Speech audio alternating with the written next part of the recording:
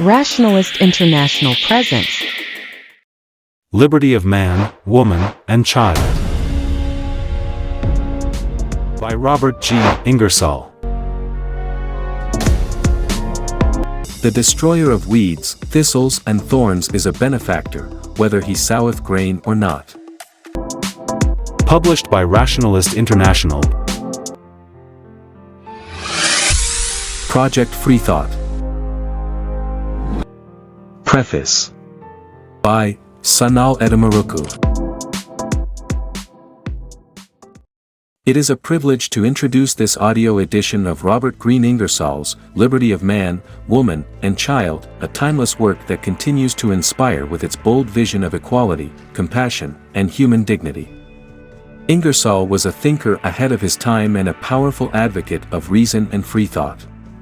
But he was also something much more, a pioneer who understood that freedom and progress are meaningless unless they include everyone, men, women, and children alike. Ingersoll wrote at a time when the world was vastly different from today. Women were denied even the most basic rights, including the right to vote, to own property independently, or to control their own lives. Children, meanwhile, were often regarded as extensions of their parents, with few protections or recognition as individuals in their own right. Yet, in this era of inequality and injustice, Ingersoll envisioned a world where liberty meant dignity and opportunity for all. His words carried the seeds of change, and his ideas remain profoundly relevant even now. This book is revolutionary because it challenges the assumptions of its time, and ours. Ingersoll's call for gender equality was extraordinary, demanding not just recognition of women's rights but also a rethinking of society's attitudes toward women as intellectual and emotional equals. He spoke not out of abstract idealism but from a deeply human perspective, valuing love, respect, and partnership as cornerstones of a free and happy life. What makes this work even more remarkable is its recognition of children as individuals with inherent rights, a radical idea in the 19th century. Ingersoll's vision extended beyond liberation from religious dogma. He argued for the liberation of young minds. He believed that children deserved a nurturing environment, free from fear and oppression, where they could develop their potential and explore the world with curiosity and joy. His defense of children's rights to a happy, love-filled childhood remains one of the most compassionate and forward-thinking aspects of his philosophy. Ingersoll understood that rationalism is not a cold, detached way of thinking, it is infused with empathy and a deep appreciation for the human experience. He believed in the power of love, care, and tenderness, not as sentimental virtues, but as essential values that make a just society possible. For him, liberty was not merely the absence of oppression, it was the active presence of kindness, understanding, and support for one another. As a rationalist, I find profound resonance in this vision. Rationalism is often misunderstood as being purely intellectual or mechanical, but Ingersoll shows us its heart. It is about using our reason to recognize what makes life meaningful, our relationships, our aspirations, and our shared humanity. His philosophy reminds us that true progress comes not just from reasoned debate but from compassion and action. Today, as we continue the struggles for gender equality and children's rights, Ingersoll's words remain a guiding light. They challenge us to reflect on how far we've come and how much further we have to go. They remind us that liberty is not a destination but an ongoing effort, a daily commitment to treat every person with dignity, fairness, and respect. I encourage you to listen to this audio edition of Liberty of Man, Woman, and Child as more than just a historical document. It is a living text, filled with insights and challenges that are as relevant today as they were in Ingersoll's time. Let it inspire you to imagine a better world, where the principles of reason and empathy work together to uplift every individual, regardless of their gender or age. This book is a testament to the enduring power of love, care, and rational thought. Ingersoll's legacy reminds us that these values are not just personal virtues but the building blocks of a freer, fairer, and more humane society. Preface by Sanal Edamaruku. Liberty of Man, Woman, and Child There is no slavery but ignorance. Liberty is the child of the intelligence. The history of man is simply the history of slavery, of injustice and brutality, together with the means by which he has, through the dead and desolate years, slowly and painfully advanced. He has been the sport and prey of priest and king, the food of superstition and cruel might.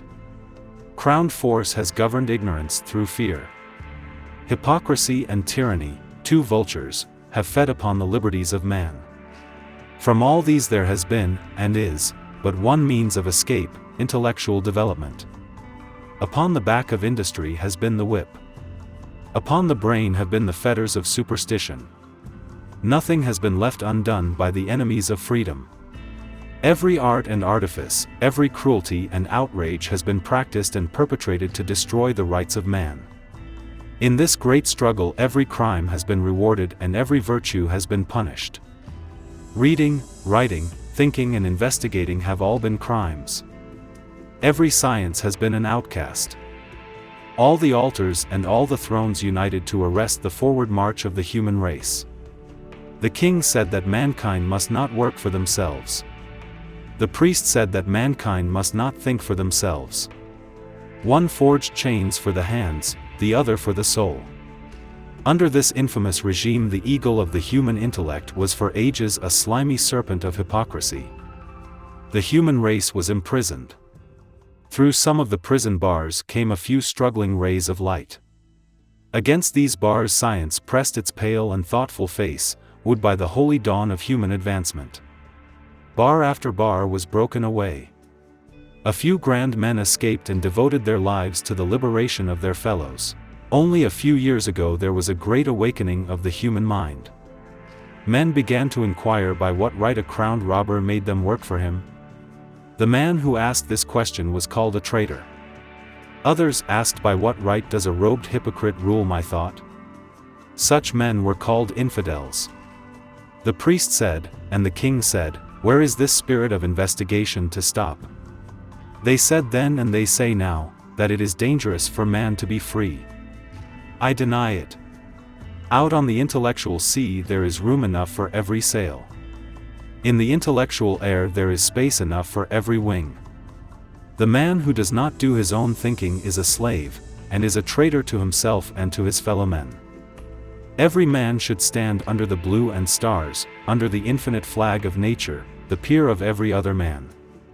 Standing in the presence of the unknown, all have the same right to think, and all are equally interested in the great questions of origin and destiny.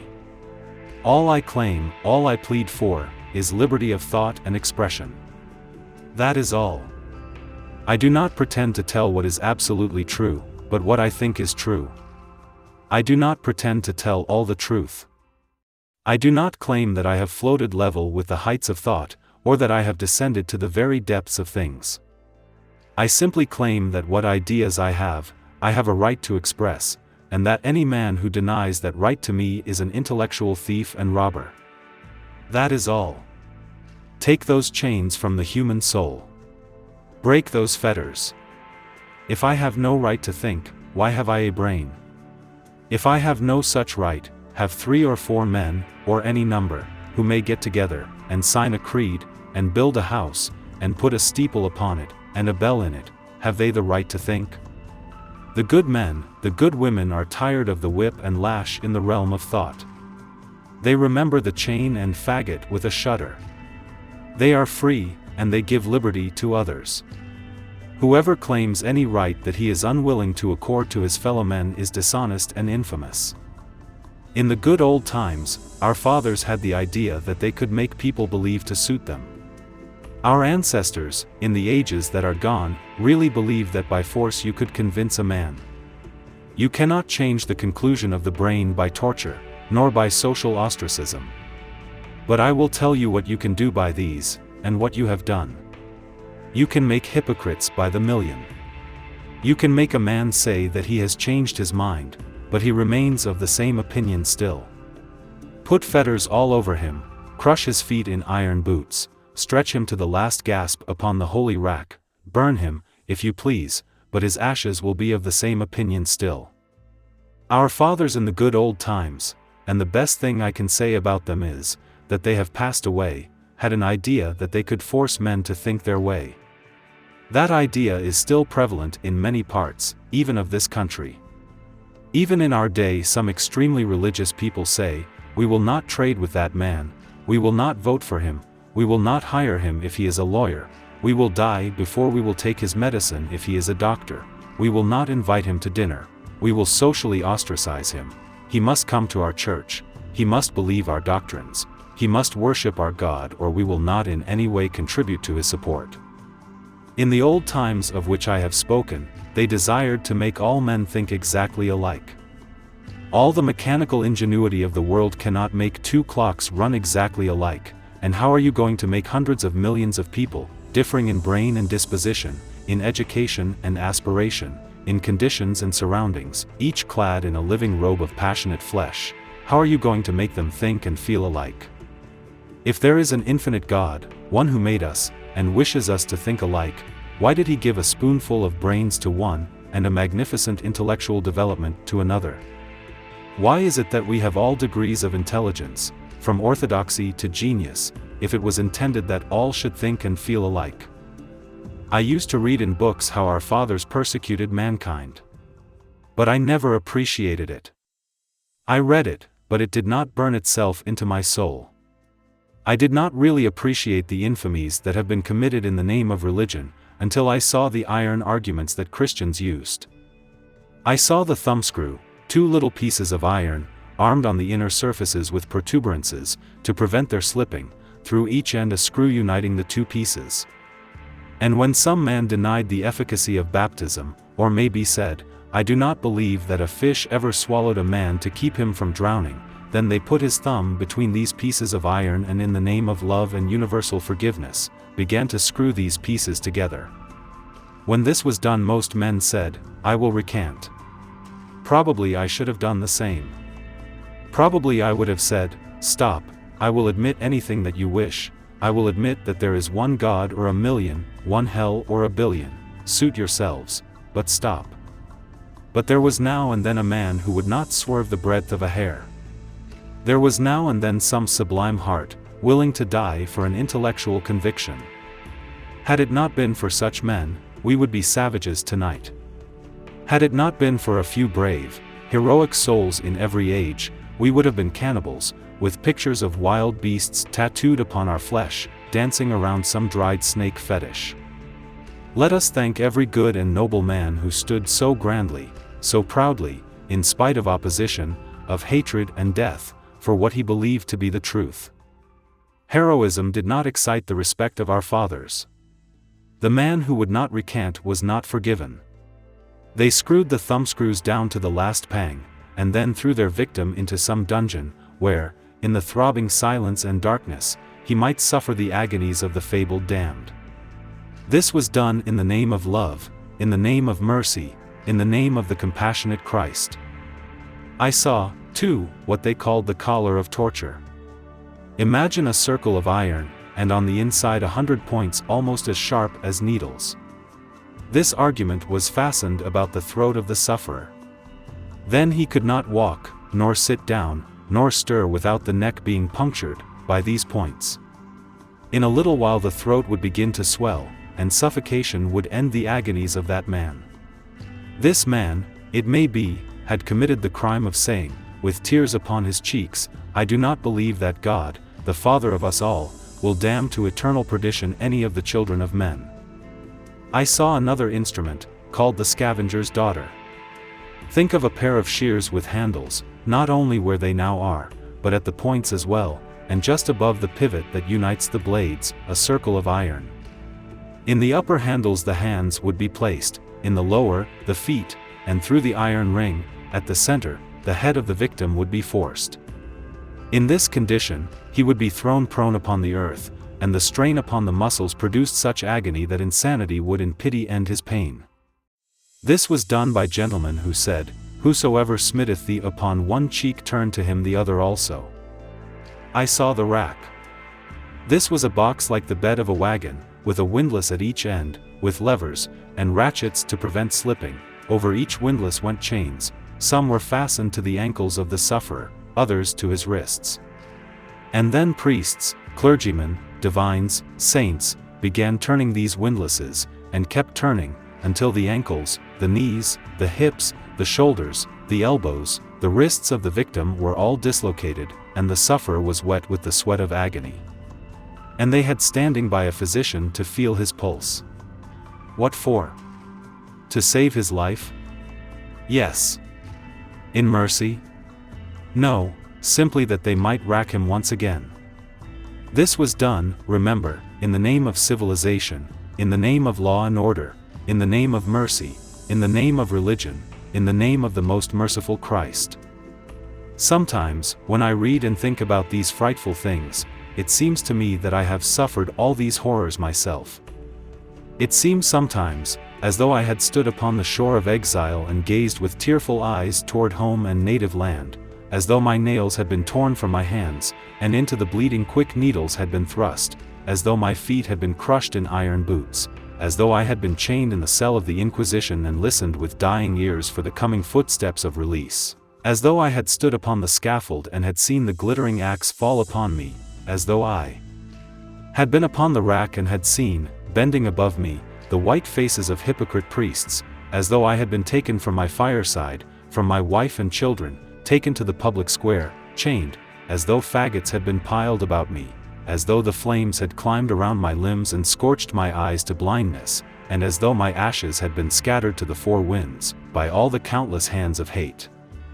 And when I so feel, I swear that while I live I will do what little I can to preserve and to augment the liberties of man, woman, and child.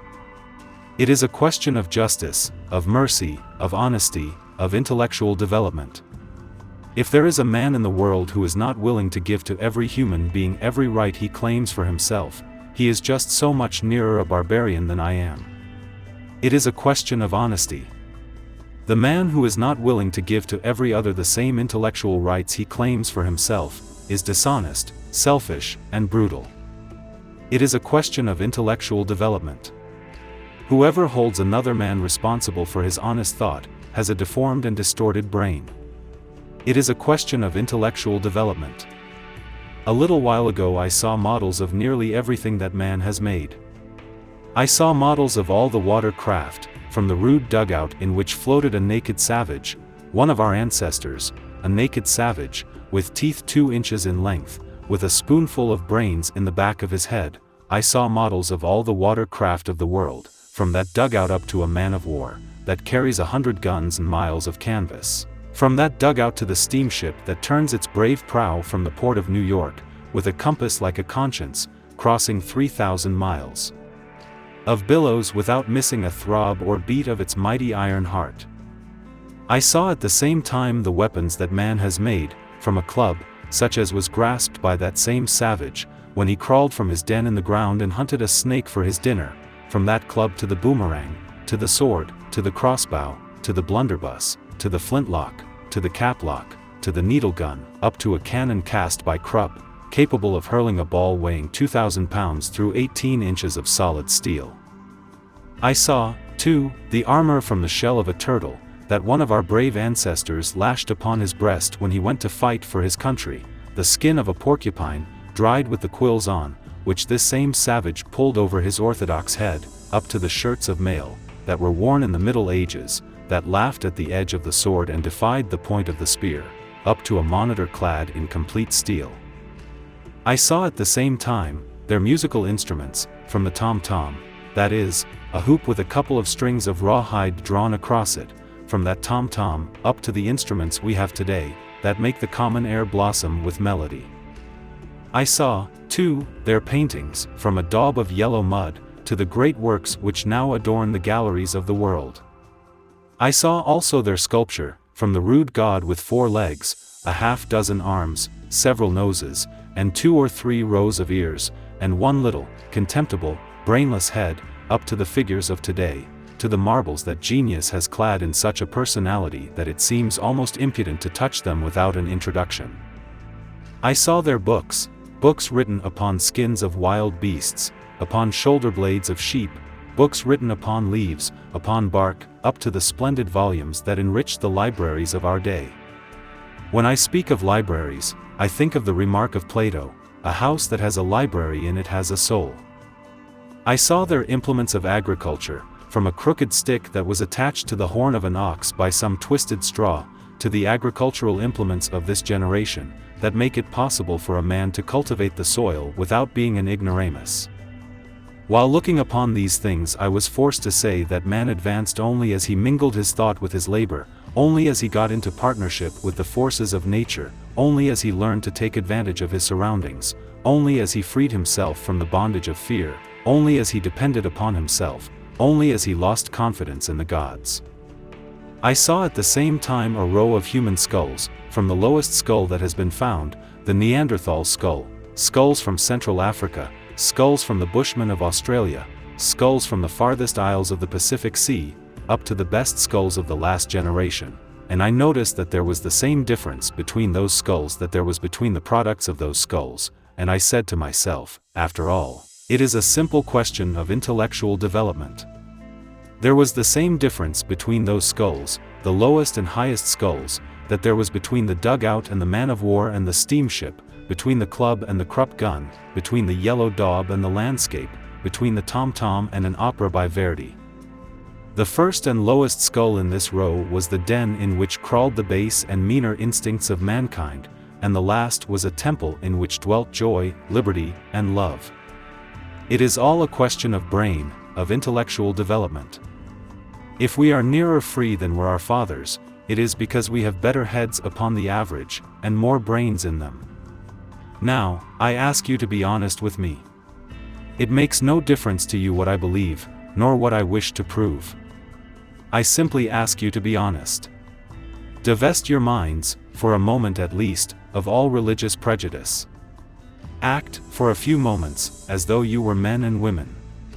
Suppose the king, if there was one, and the priest, if there was one, at the time this gentleman floated in the dugout, and charmed his ears with the music of the tom-tom, had said, "That dugout is the best boat that ever can be built by man, the pattern of that came from on high, from the great God of storm and flood, and any man who says that he can improve it by putting a mast in it, with a sail upon it, is an infidel, and shall be burned at the stake." What, in your judgment, honor bright, would have been the effect upon the circumnavigation of the globe?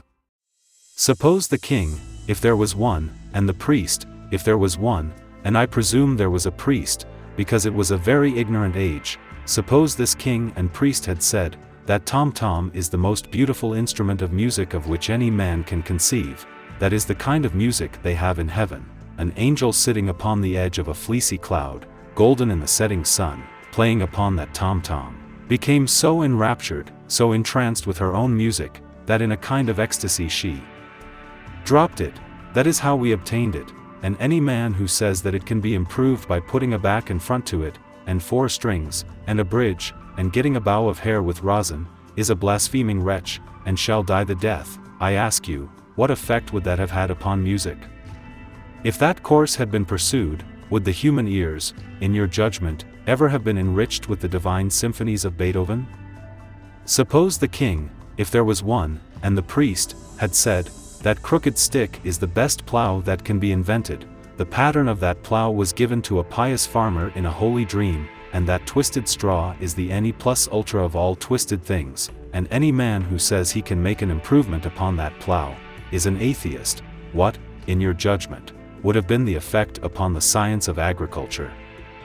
But the people said, and the king and priest said, "We want better weapons with which to kill our fellow Christians, we want better plows, better music, better paintings, and whoever will give us better weapons, and better music, better houses to live in, better clothes, we will robe him in wealth, and crown him with honor."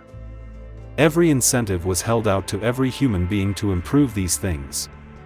That is the reason the club has been changed to a cannon, the dugout to a steamship, the daub to a painting. That is the reason that the piece of rough and broken stone finally became a glorified statue. You must not, however, forget that the gentleman in the dugout, the gentleman who was enraptured with the music of the tom-tom, and cultivated his land with a crooked stick, had a religion of his own. That gentleman in the dugout was orthodox. He was never troubled with doubts. He lived and died settled in his mind. He believed in hell, and he thought he would be far happier in heaven, if he could just lean over and see certain people who expressed doubts as to the truth of his creed, gently but everlastingly broiled and burned. It is a very sad and unhappy fact that this man has had a great many intellectual descendants. It is also an unhappy fact in nature, that the ignorant multiply much faster than the intellectual. This fellow in the dugout believed in a personal devil.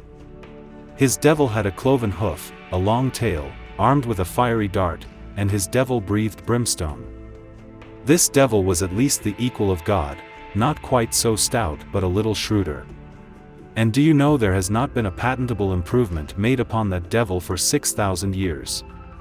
This gentleman in the dugout believed that God was a tyrant, that he would eternally damn the man who lived in accordance with his highest and grandest ideal. He believed that the earth was flat. He believed in a literal, burning, seething hell of fire and sulfur. He had also his idea of politics, and his doctrine was, might makes right. And it will take thousands of years before the world will reverse this doctrine, and believingly say, right makes might.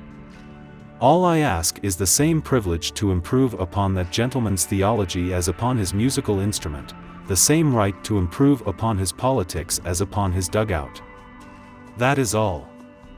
I ask for the human soul the same liberty in every direction. That is the only crime I have committed. I say, let us think. Let each one express his thought. Let us become investigators, not followers, not cringers and crawlers. If there is in heaven an infinite being, he never will be satisfied with the worship of cowards and hypocrites. Honest unbelief, honest infidelity, honest atheism, will be a perfume in heaven when pious hypocrisy, no matter how religious it may be outwardly, will be a stench. This is my doctrine: give every other human being every right you claim for yourself. Keep your mind open to the influences of nature. Receive new thoughts with hospitality. Let us advance. The religionist of today wants the ship of his soul to lie at the wharf of orthodoxy and rot in the sun. He delights to hear the sails of old opinions flap against the masts of old creeds. He loves to see the joints and the sides open and gape in the sun, and it is a kind of bliss for him to repeat again and again, do not disturb my opinions. Do not unsettle my mind, I have it all made up, and I want no infidelity. Let me go backward rather than forward. As far as I am concerned, I wish to be out on the high seas.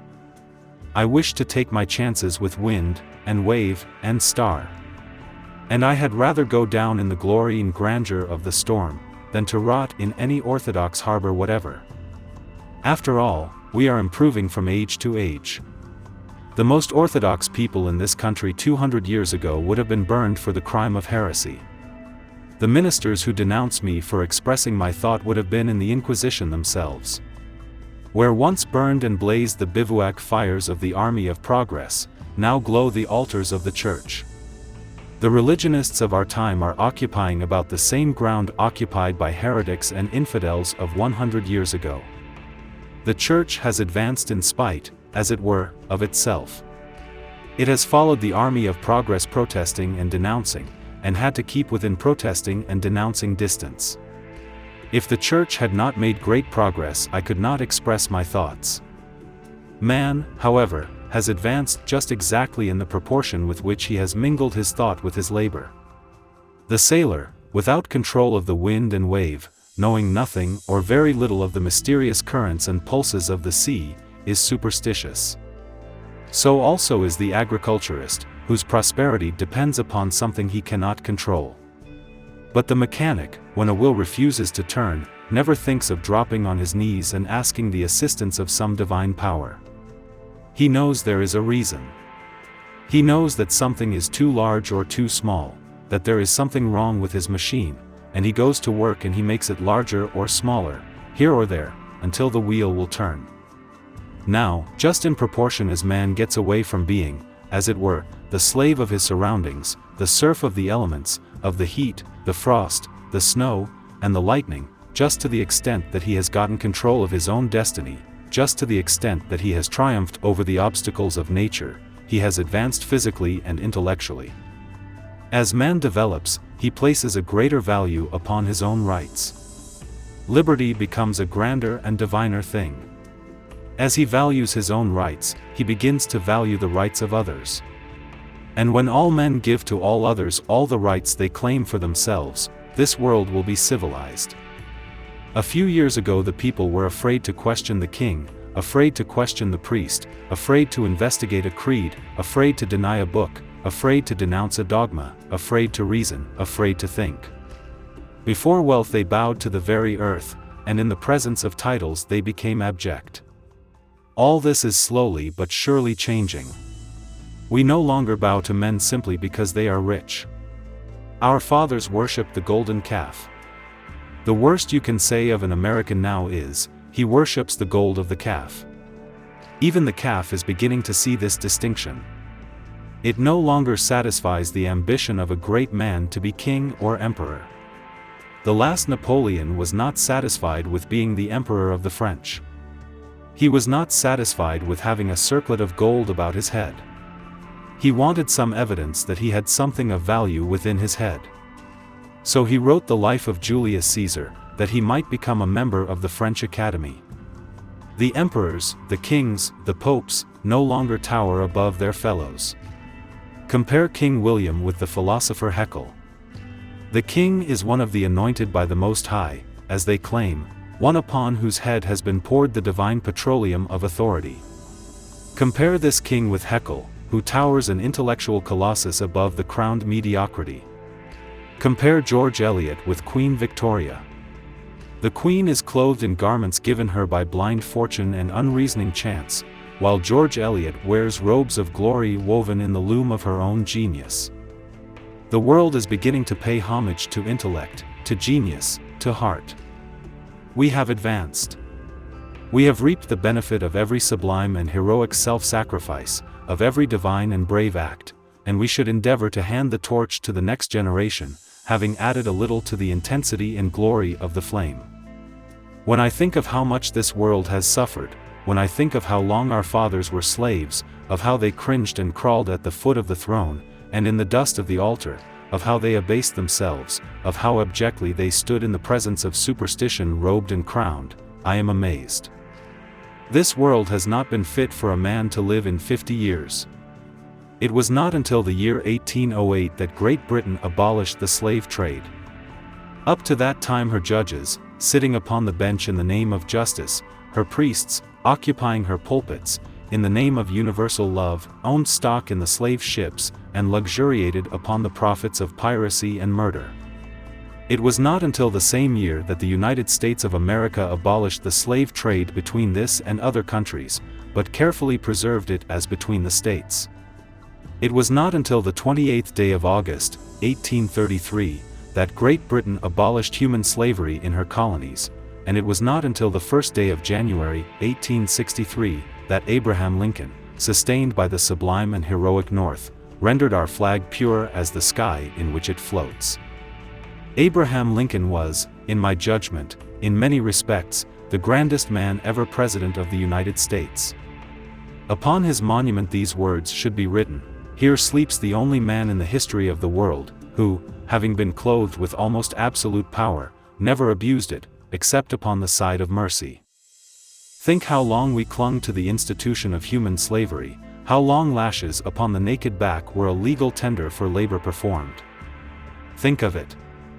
The pulpit of this country deliberately and willingly, for 100 years, turned the cross of Christ into a whipping post.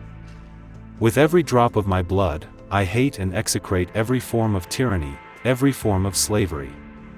I hate dictation. I love liberty. What do I mean by liberty? By physical liberty I mean the right to do anything which does not interfere with the happiness of another. By intellectual liberty I mean the right to think right and the right to think wrong. Thought is the means by which we endeavor to arrive at truth. If we know the truth already, we need not think. All that can be required is honesty of purpose. You ask my opinion about anything, I examine it honestly, and when my mind is made up, what should I tell you? Should I tell you my real thoughts? What should I do? There is a book put in my hands. I am told this is the Quran. It was written by inspiration. I read it, and when I get through, suppose that I think in my heart and in my brain, that it is utterly untrue, and you then ask me, what do you think? Now, admitting that I live in Turkey, and have no chance to get any office unless I am on the side of the Quran, what should I say? Should I make a clean breast and say, that upon my honor I do not believe it? What would you think then of my fellow citizens if they said, that man is dangerous, he is dishonest? Suppose I read the book called the Bible, and when I get through I make up my mind that it was written by men. A minister asks me, did you read the Bible? I answer, that I did. Do you think it divinely inspired? What should I reply? Should I say to myself, if I deny the inspiration of the scriptures, the people will never clothe me with power? What ought I to answer? Ought I not to say like a man, I have read it, I do not believe it? Should I not give the real transcript of my mind? Or should I turn hypocrite and pretend what I do not feel, and hate myself forever after for being a cringing coward? For my part, one would rather a man would tell me what he honestly thinks. I would rather he would preserve his manhood. I had 1,000 times rather be a manly unbeliever than an unmanly believer. And if there is a judgment day, a time when all will stand before some supreme being, I believe I will stand higher, and stand a better chance of getting my case decided in my favor, than any man sneaking through life pretending to believe what he does not. I have made up my mind to say my say. I shall do it kindly, distinctly, but I am going to do it. I know there are thousands of men who substantially agree with me, but who are not in a condition to express their thoughts. They are poor, they are in business, and they know that should they tell their honest thought, persons will refuse to patronize them, to trade with them. They wish to get bread for their little children, they wish to take care of their wives, they wish to have homes and the comforts of life. Every such person is a certificate of the meanness of the community in which he resides. And yet I do not blame these people for not expressing their thought. I say to them, keep your ideas to yourselves, feed and clothe the ones you love, I will do your talking for you. The church cannot touch, cannot crush, cannot starve, cannot stop or stay me, I will express your thoughts. As an excuse for tyranny, as a justification of slavery, the church has taught that man is totally depraved. Of the truth of that doctrine, the church has furnished the only evidence there is. The truth is, we are both good and bad. The worst are capable of some good deeds, and the best are capable of bad. The lowest can rise, and the highest may fall. That mankind can be divided into two great classes, sinners and saints, is an utter falsehood. In times of great disaster, called it may be, by the despairing voices of women, men, denounced by the church as totally depraved, rush to death as to a festival. By such men, deeds are done so filled with self-sacrifice and generous daring, that millions pay to them the tribute, not only of admiration but of tears. Above all creeds, above all religions, after all, is that divine thing, humanity, and now and then in a shipwreck on the wide, wild sea, or mid the rocks and breakers of some cruel shore, or where the serpents of flame writhe and hiss, some glorious heart, some chivalric soul does a deed that glitters like a star, and gives the lie to all the dogmas of superstition. All these frightful doctrines have been used to degrade and to enslave mankind. Away, forever away with the creeds and books and forms and laws and religions that take from the soul liberty and reason. Down with the idea that thought is dangerous. Perish the infamous doctrine that man can have property in man. Let us resent with indignation every effort to put a chain upon our minds. If there is no God, certainly we should not bow and cringe and crawl. If there is a God, there should be no slaves. Liberty of woman. Women have been the slaves of slaves, and in my judgment it took millions of ages for woman to come from the condition of abject slavery up to the institution of marriage. Let me say right here, that I regard marriage as the holiest institution among men. Without the fireside there is no human advancement, without the family relation there is no life worth living. Every good government is made up of good families. The unit of good government is the family, and anything that tends to destroy the family is perfectly devilish and infamous. I believe in marriage, and I hold in utter contempt the opinions of those long-haired men and short-haired women who denounce the institution of marriage. The grandest ambition that any man can possibly have is to so live, and so improve himself in heart and brain, as to be worthy of the love of some splendid woman, and the grandest ambition of any girl is to make herself worthy of the love and adoration of some magnificent man. That is my idea. There is no success in life without love and marriage. You had better be the emperor of one loving and tender heart, and she the empress of yours, than to be king of the world. The man who has really won the love of one good woman in this world, I do not care if he dies in the ditch a beggar, his life has been a success. I say it took millions of years to come from the condition of abject slavery up to the condition of marriage. Ladies, the ornaments you wear upon your persons tonight are but the souvenirs of your mother's bondage. The chains around your necks, and the bracelets clasped upon your white arms by the thrilled hand of love, have been changed by the wand of civilization from iron to shining, glittering gold. But nearly every religion has accounted for all the devilment in this world by the crime of woman. What a gallant thing that is! And if it is true, I would rather live with the woman I love in a world full of trouble, than live in heaven with nobody but men. I read in a book, and I will say now that I cannot give the exact language, as my memory does not retain the words, but I can give the substance. I read in a book that the Supreme Being concluded to make a world and one man, that he took some nothing and made a world and one man, and put this man in a garden. In a little while he noticed that the man got lonesome, that he wandered around as if he was waiting for a train. There was nothing to interest him, no news, no papers, no politics, no policy, and, as the devil had not yet made his appearance, there was no chance for reconciliation, not even for civil service reform. Well, he wandered about the garden in this condition, until finally the Supreme Being made up his mind to make him a companion. Having used up all the nothing he originally took in making the world and one man, he had to take a part of the man to start a woman with. So he caused a sleep to fall on this man. Now understand me, I do not say this story is true. After the sleep fell upon this man, the Supreme Being took a rib, or as the French would call it, a cutlet, out of this man, and from that he made a woman. And considering the amount of raw material used, I look upon it as the most successful job ever performed. Well, after he got the woman done, she was brought to the man, not to see how she liked him, but to see how he liked her.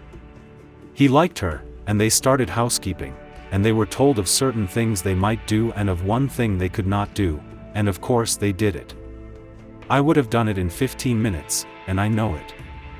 There wouldn't have been an apple on that tree half an hour from date, and the limbs would have been full of clubs. And then they were turned out of the park and extra policemen were put on to keep them from getting back. Devilment commenced. The mumps, and the measles, and the whooping cough, and the scarlet fever started in their race for man. They began to have the toothache, roses began to have thorns, snakes began to have poisoned teeth, and people began to divide about religion and politics, and the world has been full of trouble from that day to this. Nearly all of the religions of this world account for the existence of evil by such a story as that. I read in another book what appeared to be an account of the same transaction. It was written about 4,000 years before the other. All commentators agree that the one that was written last was the original, and that the one that was written first was copied from the one that was written last. But I would advise you all not to allow your creed to be disturbed by a little matter of 4,000 or 5,000 years. In this other story, Brahma made up his mind to make the world and a man and woman. He made the world, and he made the man and then the woman, and put them on the island of Ceylon. According to the account, it was the most beautiful island of which man can conceive. Such birds, such songs, such flowers, and such verdure. And the branches of the trees were so arranged that when the wind swept through them every tree was 1,000 Aeolian harps. Brahma, when he put them there, said, "Let them have a period of courtship, for it is my desire and will that true love should forever precede marriage." When I read that, it was so much more beautiful and lofty than the other, that I said to myself, if either one of these stories ever turns out to be true, I hope it will be this one. Then they had their courtship, with the nightingale singing, and the stars shining, and the flowers blooming, and they fell in love. Imagine that courtship. No prospective fathers or mothers-in-law, no prying and gossiping neighbors, nobody to say, young man, how do you expect to support her? Nothing of that kind. They were married by the Supreme Brahma, and he said to them, remain here, you must never leave this island. Well, after a little while the man, and his name was Adami, and the woman's name was Hiva, said to Hiva, I believe I'll look about a little. He went to the northern extremity of the island where there was a little narrow neck of land connecting it with the mainland, and the devil, who is always playing pranks with us, produced a mirage, and when he looked over to the mainland, such hills and valleys, such dells and dales, such mountains crowned with snow, such cataracts clad in bows of glory did he see there, that he went back and told Hiva, the country over there is 1,000 times better than this, let us migrate. She, like every other woman that ever lived, said, let well enough alone, we have all we want, let us stay here. But he said, no, let us go, so she followed him, and when they came to this narrow neck of land, he took her on his back like a gentleman, and carried her over. But the moment they got over they heard a crash, and looking back, discovered that this narrow neck of land had fallen into the sea. The mirage had disappeared, and there were naught but rocks and sand, and then the Supreme Brahma cursed them both to the lowest hell. Then it was that the man spoke, and I have liked him ever since for it, curse me, but curse not her, it was not her fault, it was mine. That's the kind of man to start a world with. The Supreme Brahma said, I will save her, but not thee. And then she spoke out of her fullness of love, out of a heart in which there was love enough to make all her daughters rich in holy affection, and said, if thou wilt not spare him, spare neither me, I do not wish to live without him, I love him. Then the Supreme Brahma said, and I have liked him ever since I read it, I will spare you both and watch over you and your children forever. Honor bright, is not that the better and grander story? And from that same book I want to show you what ideas some of these miserable heathen had, the heathen we are trying to convert. We send missionaries over yonder to convert heathen there, and we send soldiers out on the plains to kill heathen here. If we can convert the heathen, why not convert those nearest home? Why not convert those we can get at? Why not convert those who have the immense advantage of the example of the average pioneer? But to show you the men we are trying to convert, in this book it says, man is strength, woman is beauty, man is courage, woman is love. When the one man loves the one woman and the one woman loves the one man, the very angels leave heaven and come and sit in that house and sing for joy. They are the men we are converting. Think of it. I tell you, when I read these things, I say that love is not of any country, nobility does not belong exclusively to any race, and through all the ages, there have been a few great and tender souls blossoming in love and pity. In my judgment, the woman is the equal of the man.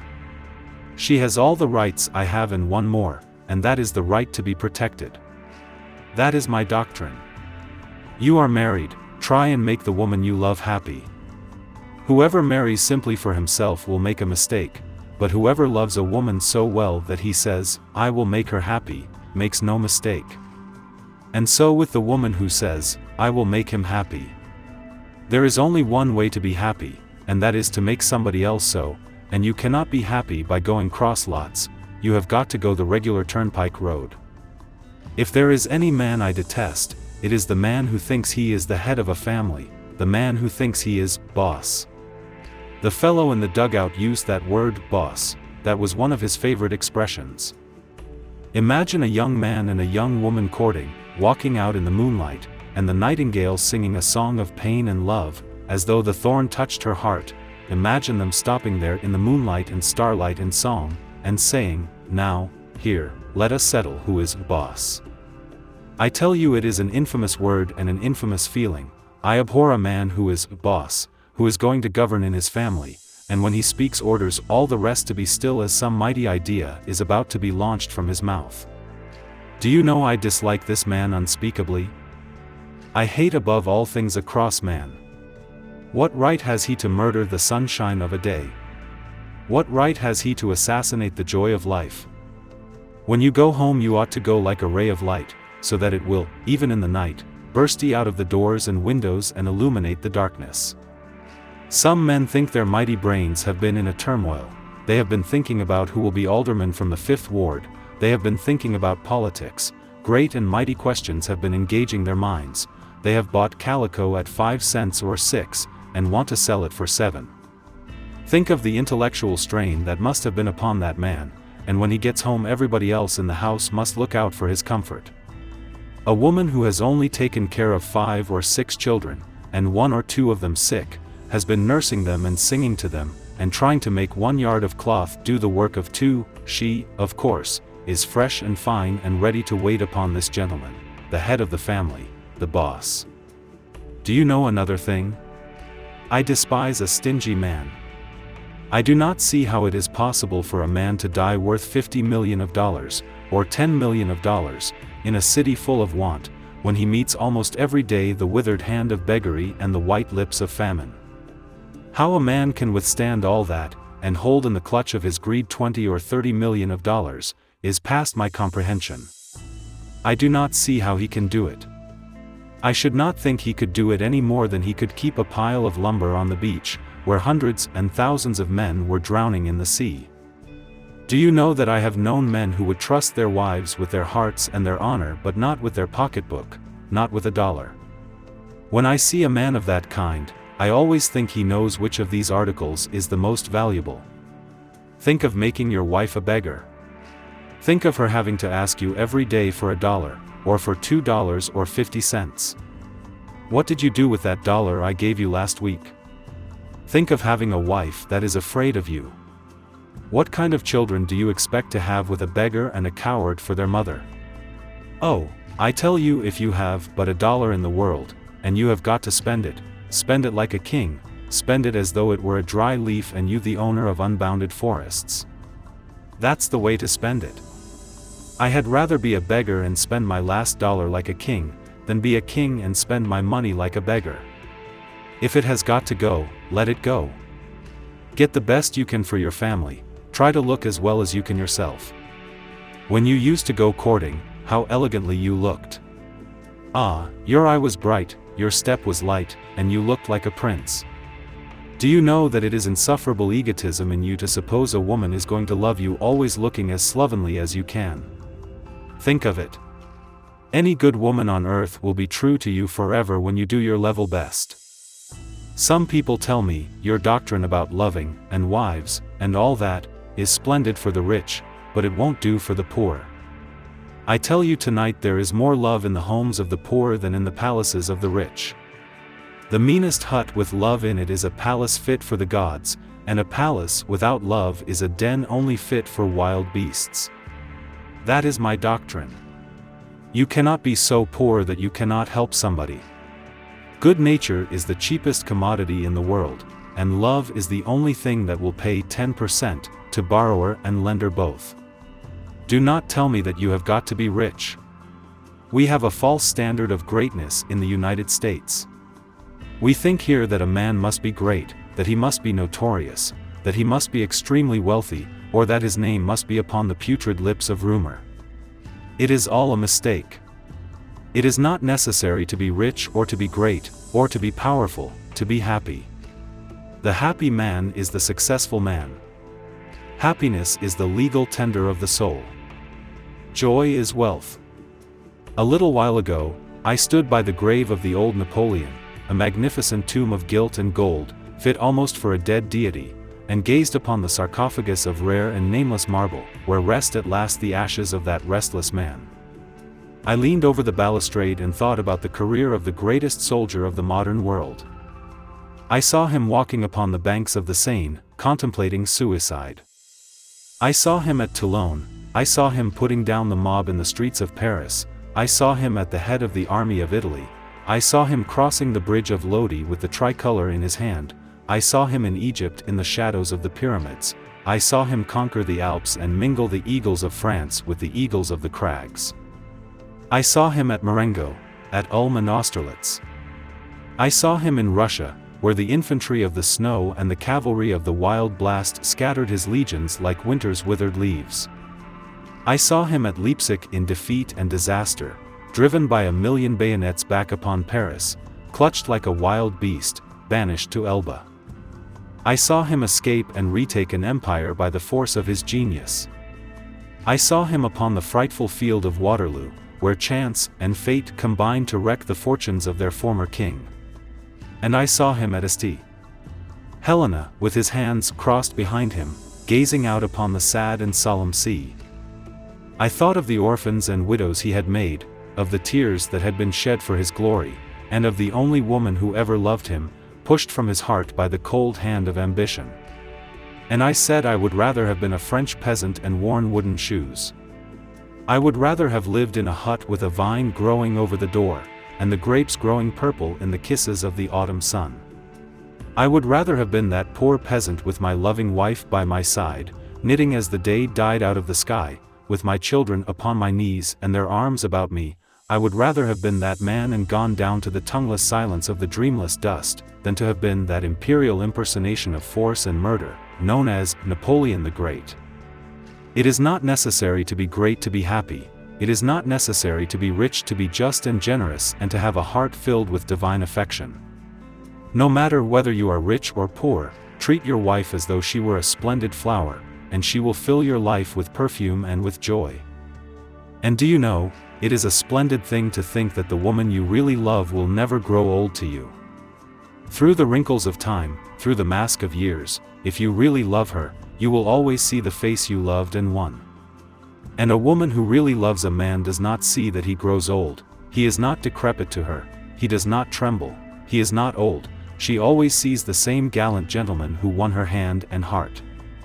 I like to think of it in that way. I like to think that love is eternal. And to love in that way and then go down the hill of life together, and as you go down, hear, perhaps, the laughter of grandchildren, while the birds of joy and love sing once more in the leafless branches of the tree of age. I believe in the fireside. I believe in the democracy of home. I believe in the republicanism of the family. I believe in liberty, equality, and love. The liberty of children. If women have been slaves, what shall I say of children, of the little children in alleys and sub-cellars, the little children who turn pale when they hear their father's footsteps, little children who run away when they only hear their names called by the lips of a mother, little children, the children of poverty, the children of crime, the children of brutality, wherever they are, flotsam and jetsam upon the wild, mad sea of life. My heart goes out to them, one and all. I tell you, the children have the same rights that we have, and we ought to treat them as though they were human beings. They should be reared with love, with kindness, with tenderness, and not with brutality. That is my idea of children. When your little child tells a lie, do not rush at him as though the world were about to go into bankruptcy. Be honest with him. A tyrant father will have liars for his children, do you know that? A lie is born of tyranny upon the one hand and weakness upon the other, and when you rush at a poor little boy with a club in your hand, of course he lies. I thank thee, Mother Nature, that thou hast put ingenuity enough in the brain of a child, when attacked by a brutal parent, to throw up a little breastwork in the shape of a lie. When one of your children tells a lie, be honest with him, tell him that you have told hundreds of them yourself. Tell him it is not the best way, that you have tried it. Tell him as the man did in Maine when his boy left home, John, honesty is the best policy, I have tried both. Be honest with him. Suppose a man as much larger than you as you are larger than a child 5 years old, should come at you with a liberty pole in his hand, and in a voice of thunder shout, who broke that plate? There is not a solitary one of you who would not swear you never saw it, or that it was cracked when you got it. Why not be honest with these children? Just imagine a man who deals in stocks whipping his boy for putting false rumors afloat. Think of a lawyer beating his own flesh and blood for evading the truth when he makes half of his own living that way. Think of a minister punishing his child for not telling all he thinks. Just think of it. When your child commits a wrong, take it in your arms, let it feel your heart beat against its heart, let the child know that you really and truly and sincerely love it. Yet some Christians, good Christians, when a child commits a fault, drive it from the door and say, "Never do you darken this house again." Think of that. And then these same people will get down on their knees and ask God to take care of the child they have driven from home. I will never ask God to take care of my children unless I am doing my level best in that same direction. But I will tell you what I say to my children: go where you will, commit what crime you may, fall to what depth of degradation you may, you can never commit any crime that will shut my door, my arms, or my heart to you. As long as I live you shall have one sincere friend. Do you know that I have seen some people who acted as though they thought that when the Savior said, "Suffer little children to come unto me, for of such is the kingdom of heaven," he had a rawhide under his monde, and made that remark simply to get the children within striking distance? I do not believe in the government of the lash. If any one of you ever expects to whip your children again, I want you to have a photograph taken of yourself when you are in the act, with your face red with vulgar anger, and the face of the little child, with eyes swimming in tears and the little chin dimpled with fear, like a piece of water struck by a sudden cold wind. Have the picture taken. If that little child should die, I cannot think of a sweeter way to spend an autumn afternoon than to go out to the cemetery, when the maples are clad in tender gold, and little scarlet runners are coming, like poems of regret, from the sad heart of the earth, and sit down upon the grave and look at that photograph, and think of the flesh now dust that you beat. I tell you it is wrong, it is no way to raise children. Make your home happy. Be honest with them. Divide fairly with them in everything. Give them a little liberty and love, and you cannot drive them out of your house. They will want to stay there. Make home pleasant. Let them play any game they wish. Do not be so foolish as to say, "You may roll balls on the ground, but you must not roll them on a green cloth. You may knock them with a mallet, but you must not push them with a cue. You may play with little pieces of paper which have authors written on them, but you must not have cards." Think of it. You may go to a minstrel show where people blacken themselves and imitate humanity below them, but you must not go to a theater and see the characters created by immortal genius put upon the stage. Why? Well, I can't think of any reason in the world except minstrel is a word of 2 syllables, and theater has 3.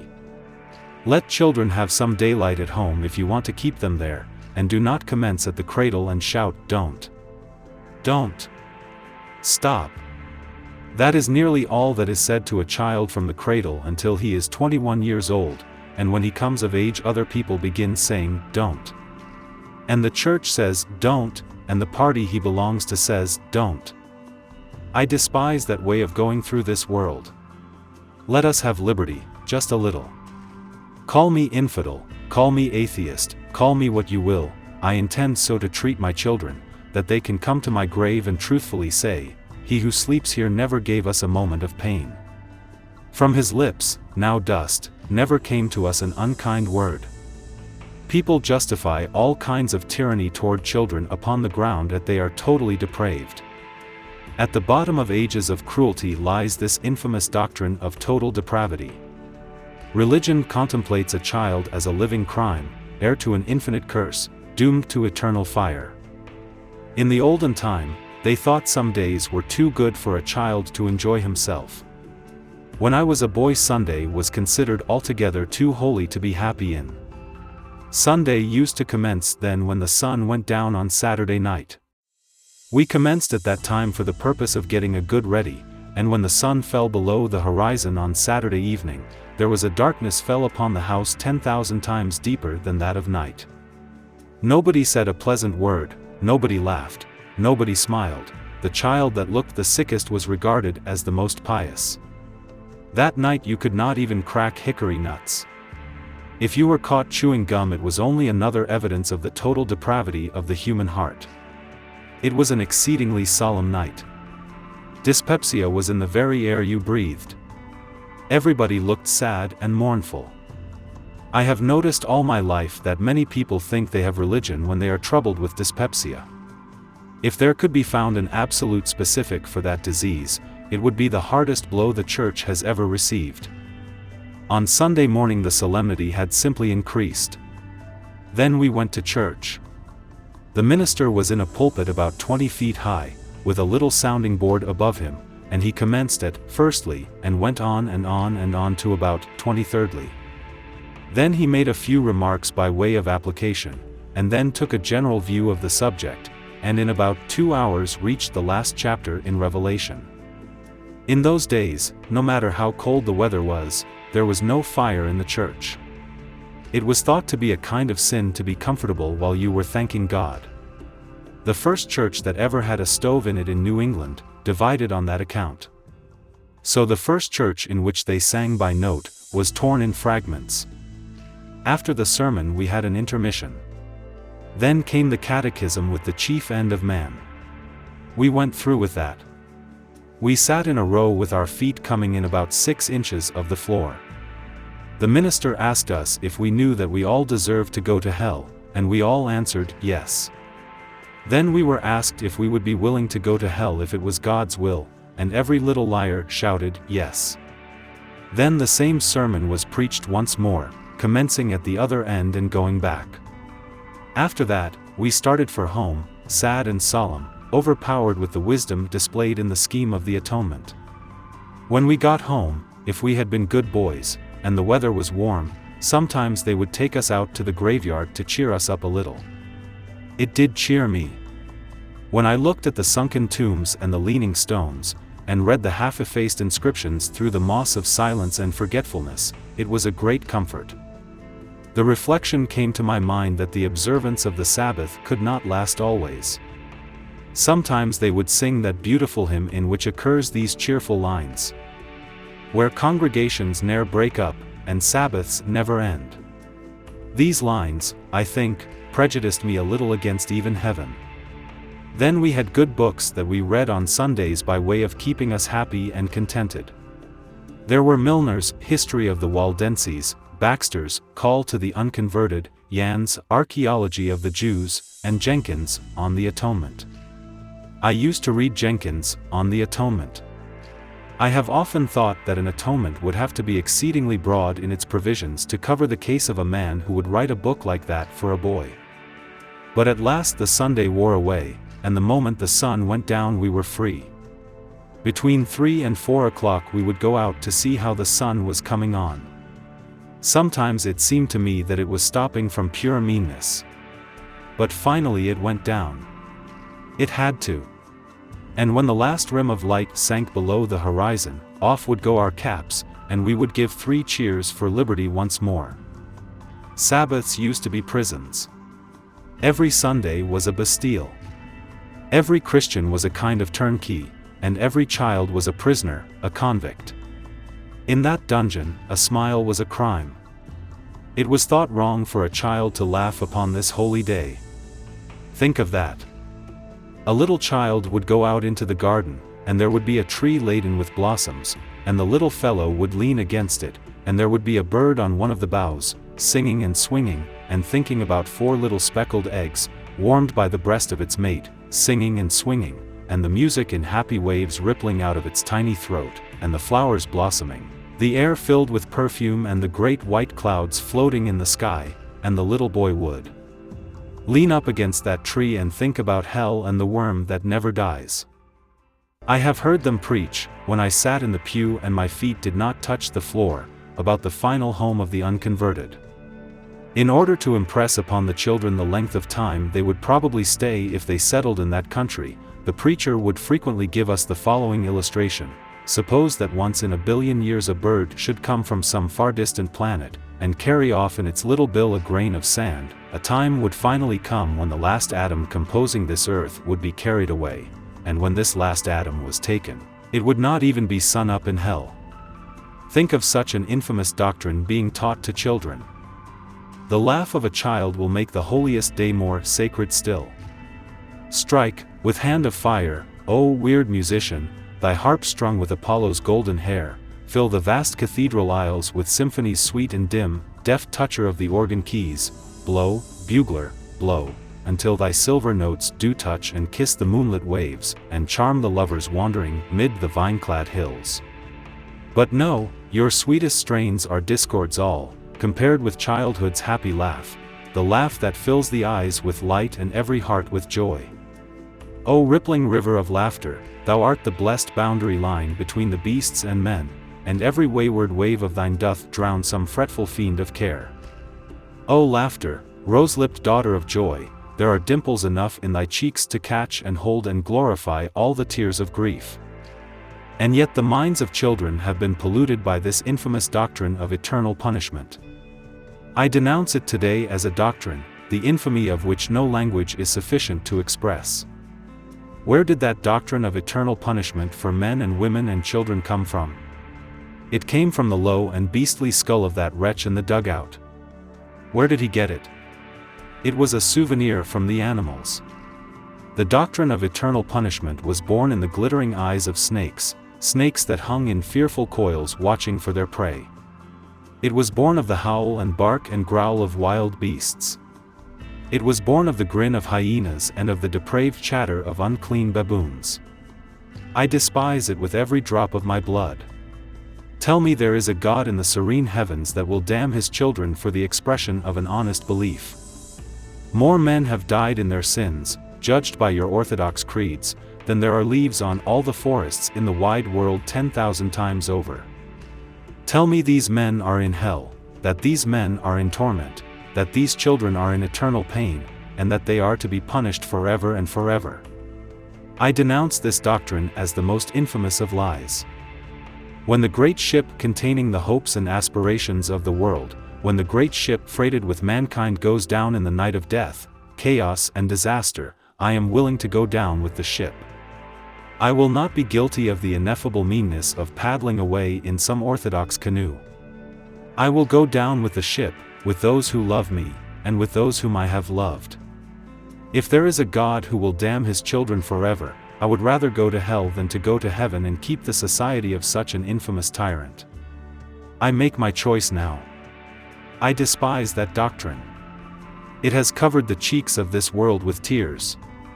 It has polluted the hearts of children, and poisoned the imaginations of men. It has been a constant pain, a perpetual terror to every good man and woman and child.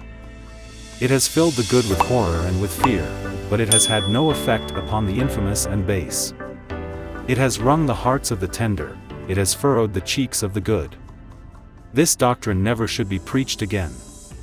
What right have you, sir, Mr. Clergyman, you, minister of the gospel, to stand at the portals of the tomb, at the vestibule of eternity, and fill the future with horror and with fear?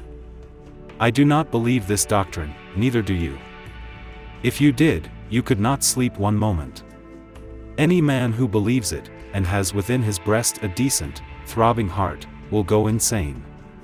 A man who believes that doctrine and does not go insane has the heart of a snake and the conscience of a hyena.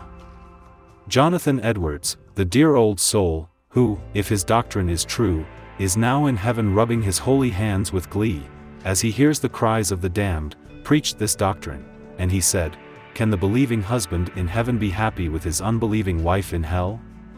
Can the believing father in heaven be happy with his unbelieving children in hell? Can the loving wife in heaven be happy with her unbelieving husband in hell?" And he replies, "I tell you, yeah. Such will be their sense of justice, that it will increase rather than diminish their bliss. There is no wild beast in the jungles of Africa whose reputation would not be tarnished by the expression of such a doctrine. These doctrines have been taught in the name of religion, in the name of universal forgiveness, in the name of infinite love and charity. Do not, I pray you, soil the minds of your children with this dogma.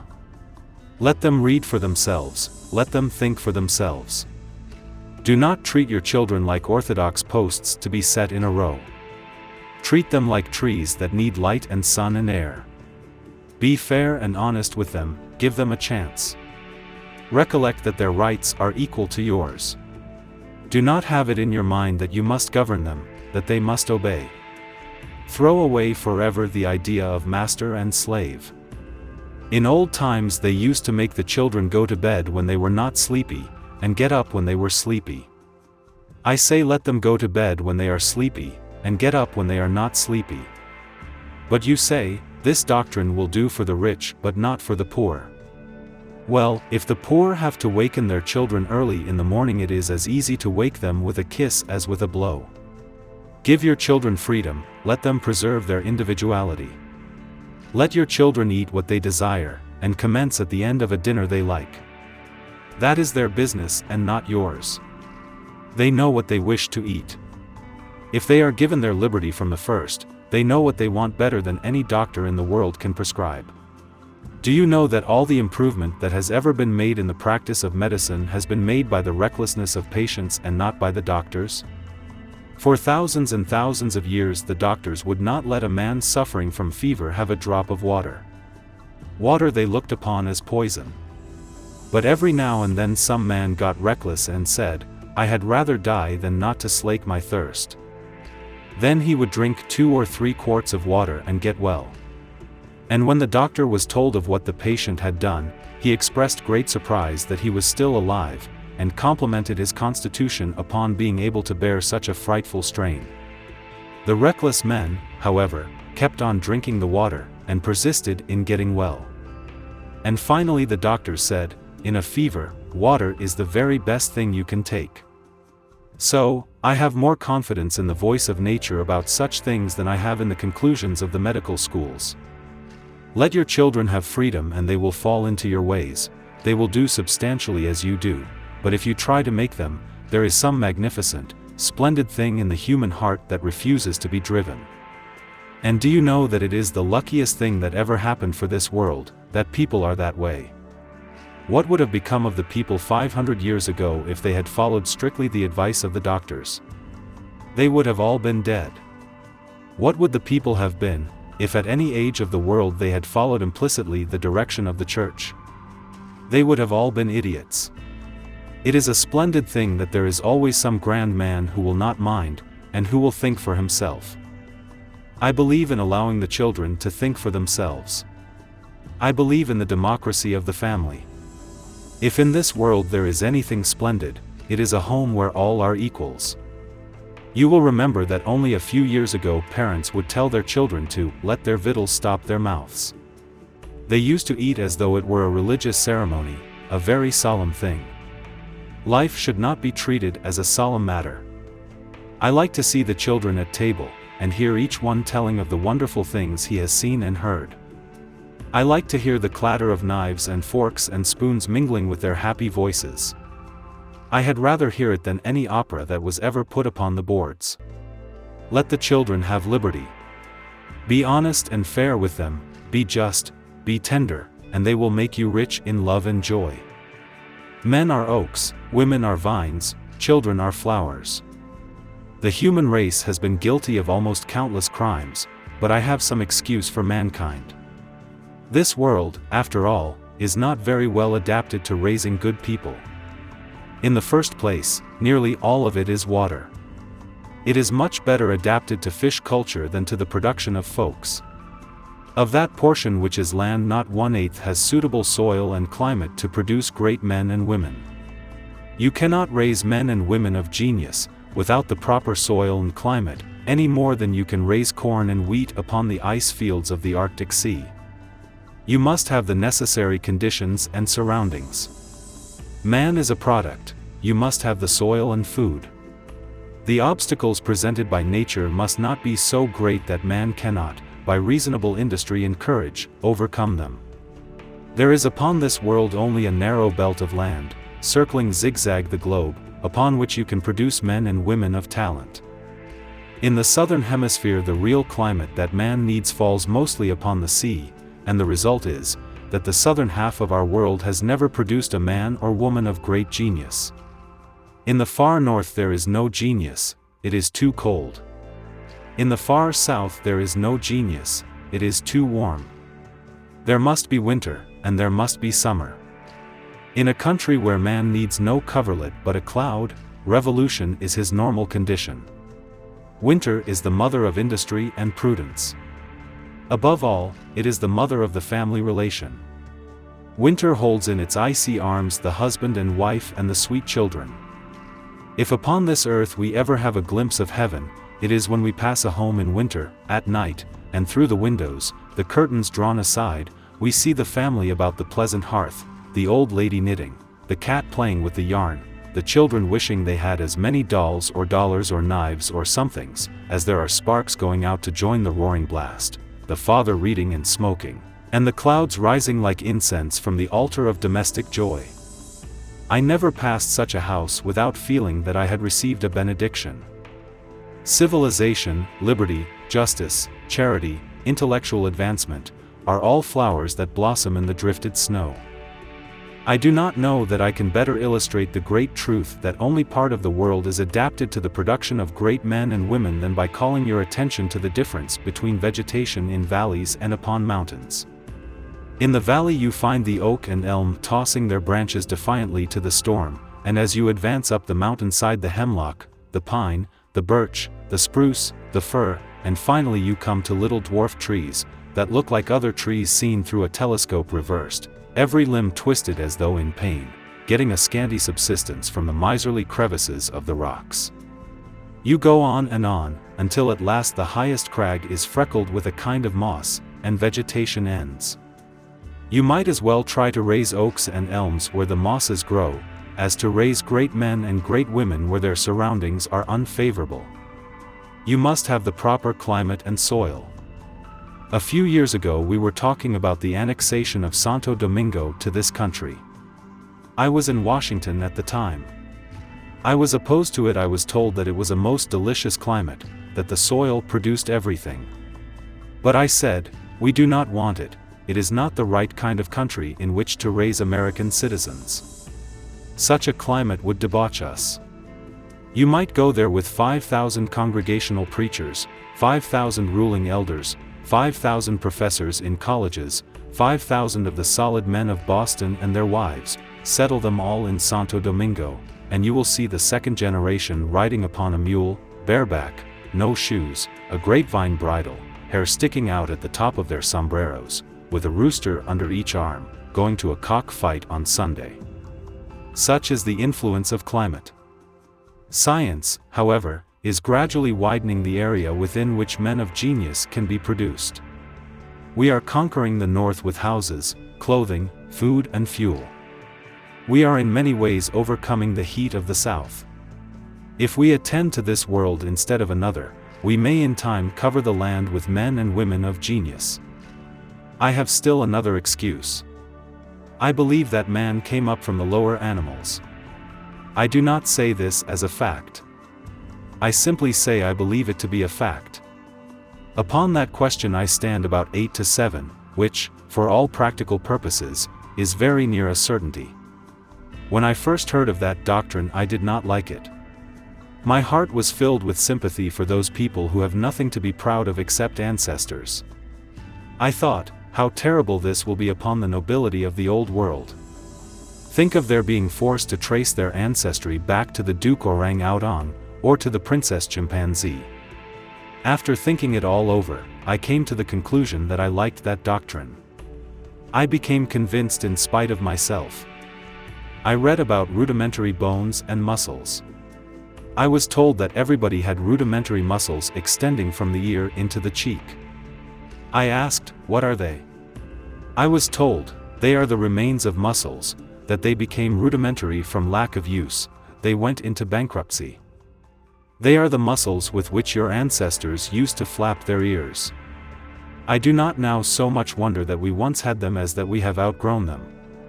After all, I had rather belonged to a race that started from the skull-less vertebrates in the dim Laurentian seas, vertebrates wiggling without knowing why they wiggled, swimming without knowing where they were going, but that in some way began to develop, and began to get a little higher and a little higher in the scale of existence, that came up by degrees through millions of ages, through all the animal world, through all that crawls and swims and floats and climbs and walks, and finally produced the gentleman in the dugout. And then from this man, getting a little grander, and each one below calling every one above him a heretic, calling every one who had made a little advance an infidel or an atheist, for in the history of this world the man who is ahead has always been called a heretic, I would rather come from a race that started from that skull-less vertebrate and came up and up and up and finally produced Shakespeare, the man who found the human intellect dwelling in a hut, touched it with the wand of his genius and it became a palace domed and pinnacled. Shakespeare, who harvested all the fields of dramatic thought, and from whose day to this, there have been only gleaners of straw and chaff, I would rather belong to that race that commenced a skull-less vertebrate and produced Shakespeare, a race that has before it an infinite future, with the angel of progress leaning from the far horizon, beckoning men forward, upward and onward forever. I had rather belong to such a race, commencing there, producing this, and with that hope, than to have sprung from a perfect pair upon which the Lord has lost money every moment from that day to this. Conclusion. I have given you my honest thought. Surely investigation is better than unthinking faith. Surely reason is a better guide than fear. This world should be controlled by the living, not by the dead. The grave is not a throne, and a corpse is not a king. Man should not try to live on ashes. The theologians dead knew no more than the theologians now living. More than this cannot be said. About this world little is known, about another world, nothing. Our fathers were intellectual serfs, and their fathers were slaves. The makers of our creeds were ignorant and brutal. Every dogma that we have, has upon it the mark of whip, the rust of chain, and the ashes of faggot. Our fathers reasoned with instruments of torture. They believed in the logic of fire and sword. They hated reason. They despised thought. They abhorred liberty. Superstition is the child of slavery. Freethought will give us truth. When all have the right to think and to express their thoughts, every brain will give to all the best it has. The world will then be filled with intellectual wealth. As long as men and women are afraid of the church, as long as a minister inspires fear, as long as people reverence a thing simply because they do not understand it, as long as it is respectable to lose your self-respect, as long as the church has power, as long as mankind worship a book, just so long will the world be filled with intellectual paupers and vagrants, covered with the soiled and faded rags of superstition. As long as woman regards the Bible as the charter of her rights, she will be the slave of man. The Bible was not written by a woman. Within its lids there is nothing but humiliation and shame for her. She is regarded as the property of man. She is made to ask forgiveness for becoming a mother. She is as much below her husband, as her husband is below Christ. She is not allowed to speak. The gospel is too pure to be spoken by her polluted lips. Woman should learn in silence. In the Bible will be found no description of a civilized home. The free mother surrounded by free and loving children, adored by a free man, her husband, was unknown to the inspired writers of the Bible. They did not believe in the democracy of home, in the republicanism of the fireside. These inspired gentlemen knew nothing of the rights of children. They were the advocates of brute force, the disciples of the lash. They knew nothing of human rights. Their doctrines have brutalized the homes of millions, and filled the eyes of infancy with tears. Let us free ourselves from the tyranny of a book, from the slavery of dead ignorance, from the aristocracy of the air. There has never been upon the earth a generation of free men and women. It is not yet time to write a creed. Wait until the chains are broken, until dungeons are not regarded as temples. Wait until solemnity is not mistaken for wisdom, until mental cowardice ceases to be known as reverence. Wait until the living are considered the equals of the dead, until the cradle takes precedence of the coffin. Wait until what we know can be spoken without regard to what others may believe. Wait until teachers take the place of preachers, until followers become investigators. Wait until the world is free before you write a creed. In this creed there will be but one word, liberty. O liberty, float not forever in the far horizon, remain not forever in the dream of the enthusiast, the philanthropist and poet, but come and make thy home among the children of men. I know not what discoveries, what inventions, what thoughts may leap from the brain of the world. I know not what garments of glory may be woven by the years to come. I cannot dream of the victories to be won upon the fields of thought, but I do know, that coming from the infinite sea of the future, there will never touch this bank and shoal of time a richer gift, a rarer blessing than liberty for man, for woman, and for child.